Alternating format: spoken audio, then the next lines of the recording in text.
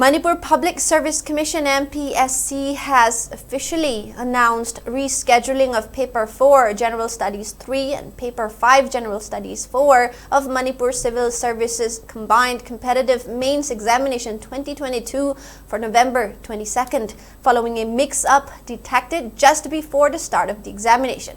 According to an official clarification issued by Mpsc Controller of Examination K.H. Lalamani, the error occurred due to mismatch between heading and contents of the question paper caused by secured printing press.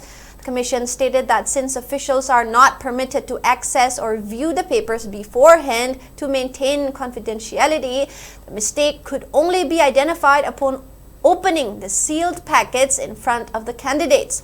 Mpsc has expressed regret for their inconvenience caused to aspirants and assured that strict instructions have been issued to the printing press to prevent such errors in the future.